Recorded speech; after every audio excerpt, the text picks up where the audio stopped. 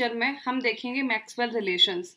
देखिए, जो भी थर्मोडायनेमिक वेरिएबल्स होते हैं, जैसे आपका चाहे इंथैल्पी हो, चाहे आपका इंटरनल एनर्जी या फिर गिब्स फ्री एनर्जी ए या जी, ये जो वेरिएबल्स होते हैं इनका कुछ रिलेशंस होता है टेम्परेचर, वॉल्यूम और प्रेशर वगैरह के साथ। तो उनके रिलेशंस को याद करना काफ़ी कॉम्प्लिकेटेड हो जाता है, तो बेटर रहता है कि क्यों ना कुछ ऐसा तरीका निकाला जाए जिससे आप इन रिलेशंस को याद रख सकें। ठीक है, तो इसके लिए क्या करना है, आपको एक स्क्वायर याद रखना है। मान लीजिए ये एक स्क्वायर आपने बना लिया, ठीक है। यहाँ पे आपको लिखना है SPVT।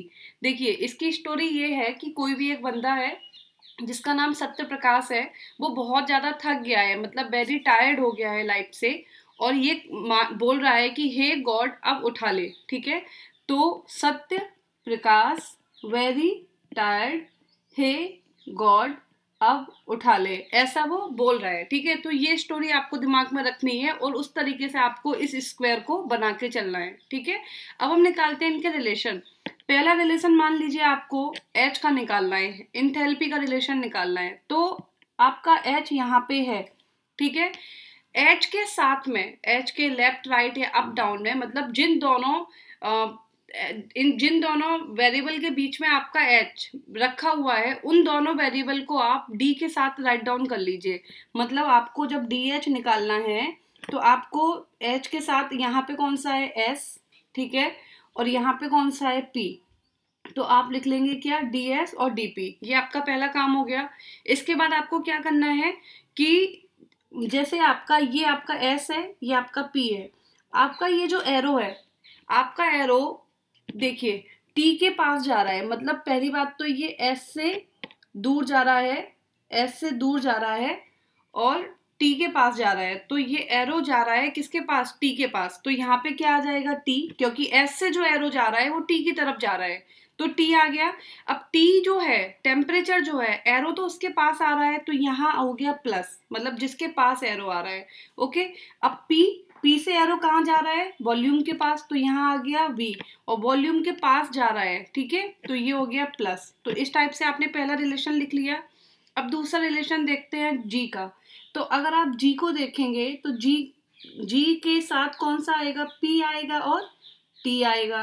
ठीक है, तो आप लिखेंगे DG बराबर, लिख लिया आपने DP, और ये लिख लिया आपने क्या, DT। इन दोनों को लिख लिया। अब आप देखिए P से एरो किसकी तरफ जा रहा है, वॉल्यूम की तरफ, मतलब प्लस B, ठीक है।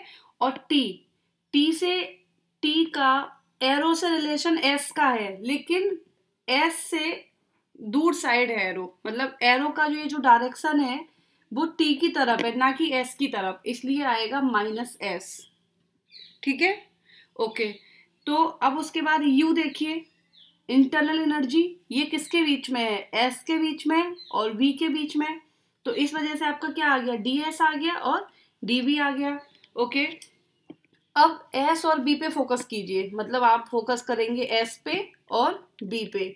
अब आप एरो को देखिए, एरो किसकी तरफ जा रहा है, S से T की तरफ, टेम्परेचर की तरफ, और टेम्परेचर की तरफ ही इसका हेड है। ठीक है, तो इस वजह से क्या आ गया, प्लस। अब B को देखिए, B जो है, एरो जा रहा है P की तरफ, मतलब यहाँ पे P आ गया, लेकिन इसका हेड P की तरफ नहीं है बल्कि अपोजिट है, तो इसलिए क्या आ गया, माइनस। लास्ट अपना देखिए A, ठीक है।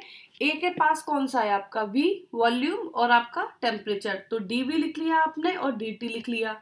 उसके बाद आप देखेंगे कि और क्या आएंगे इसमें, तो DV से आप वॉल्यूम देखेंगे और टेम्परेचर देखेंगे। तो वॉल्यूम का एरो से कनेक्शन किससे है, P से, तो यहाँ पे P आ गया, लेकिन P की तरफ टेल है ना कि हेड।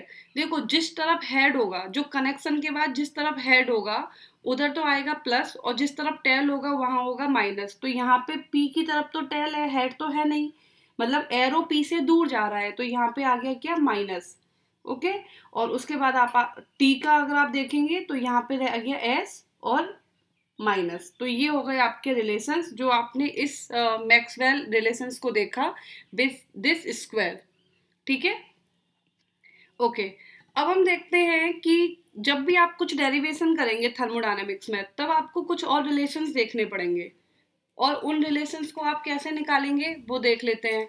मान लीजिए आपको ये रिलेशन राइट डाउन करना है कभी भी आपको आपके किसी इक्वेशन में ये लिखा हुआ दिया हुआ है और आपको इसको कन्वर्ट करना है दूसरे वाले टर्म में, क्योंकि जैसे मान लीजिए आप आइडियल गैस के लिए निकाल रहे हैं, पीवी बराबर एनआरटी, ठीक है, आइडियल गैस के लिए निकाल रहे हैं, तो कभी कभी आपके डेरिवेशन में ये लिख के आ गया, तो आप इसकी वैल्यू तो आइडियल गैस के लिए निकाल नहीं पाएंगे, लेकिन अगर आप इसकी जगह इसको सब्स्टिट्यूट कर दें तो आप इसकी वैल्यू इजीली इस इक्वेशन से कैलकुलेट कर लेंगे। तो ये कारण होता है कि आपको इन डेरिवेशंस की या इन रिलेशंस की जरूरत पड़ जाती है, ठीक है।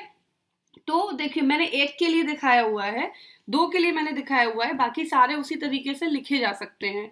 जैसे पहला हमने देखा कि हमें एस अपॉन बी का रिलेशन चाहिए, तो देखिए एस और बी, तो आप ये लाइन देखिए, हमें इनका रिलेशन चाहिए एस और बी का।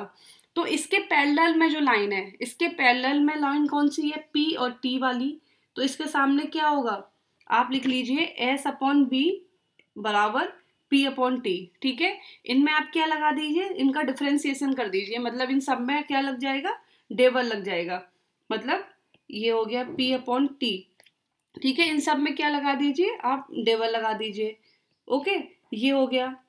अब इसके बाद क्या है कि एस का एरो का रिलेशन किसके साथ है, टी के साथ, तो यहाँ पे क्या होगा, टी कांस्टेंट आएगा, और मैंने बताया था कि जो हेड टी के पास आएगा तो यहाँ पे प्लस साइन आएगा, कंसेप्ट वही है, बस तरीका थोड़ा सा अलग है, ठीक है।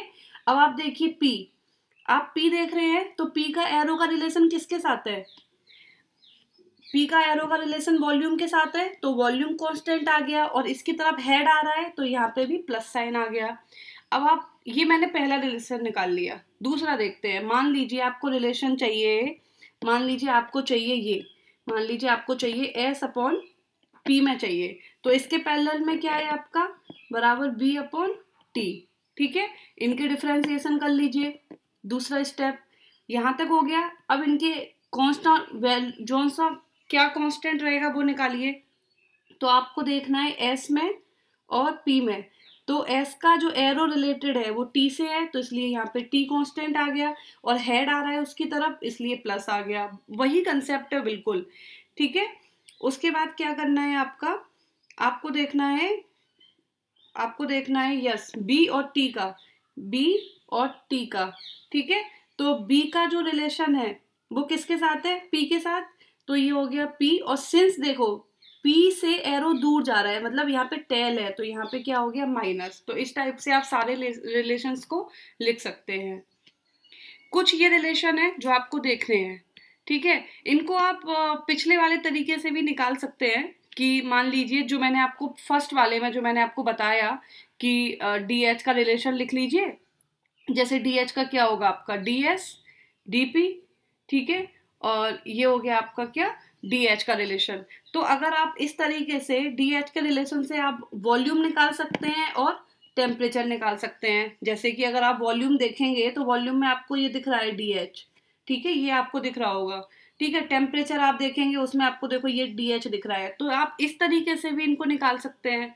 लेकिन बस वही है कि जैसे आप देख लीजिए, आप एक बार निकाल लीजिए, टेम्परेचर निकाल लीजिए, तो टेम्परेचर के लिए आपको क्या करना पड़ेगा, टेम्परेचर के लिए आप क्या करेंगे, पी को कांस्टेंट लीजिए जिससे कि ये पूरा जीरो हो जाए, ठीक है, पी को कांस्टेंट लीजिए जिससे ये पूरा का पूरा क्या हो जाए जीरो, तो पी को आपने कांस्टेंट ले लिया, ये टर्म हो गया जीरो, ओके। तो डी एच अपॉन, अब आप क्या करेंगे, ये वाला जो टर्म है इसके डी एस को नीचे लिख लीजिए, ओके। तो ये यही तो रिलेशन निकल के आ गया, ये रिलेशन यही निकल के आ गया, क्योंकि आपने पी कांस्टेंट लिया तो ये वाला पूरा टर्म हो गया आपका जीरो, ये वाला पूरा टर्म जीरो हो गया, तो D H upon D x और एट कांस्टेंट प्रेशर बराबर टी। तो देखिए ये रिलेशन आपने यहाँ से राइट डाउन कर लिया। तो जो मैंने आपको पहले वाले रिलेशंस बताए थे उनसे आप इनको भी कैलकुलेट कर सकते हैं, ठीक है। मेरा मतलब है कि इन रिलेशंस को भी आप निकाल सकते हैं। देखिए एक छोटा सा मैं पॉइंट बताती हूँ जिससे आपको थोड़ा सा आइडिया लग जाएगा।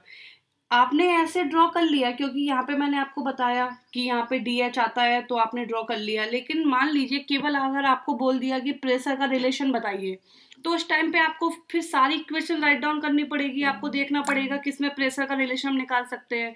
तो आप दिमाग में एक छोटी सी बात रखिए, और वो छोटी सी बात ये है कि अगर आपको प्रेशर का रिलेशन चाहिए, अगर आपको प्रेशर का रिलेशन चाहिए तो आप एच और जी को नहीं ले सकते, क्यों नहीं ले सकते?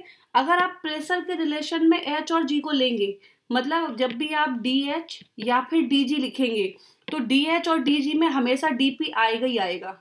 आपको जो पहला वाला कंसेप्ट बताया उससे आपको क्लियर है कि आपको डी एच के रिलेशन में और डी जी के रिलेशन में डी पी आएगा ही आएगा, और अगर डी पी आ जाएगा तो आप पी को कैलकुलेट नहीं कर पाएंगे।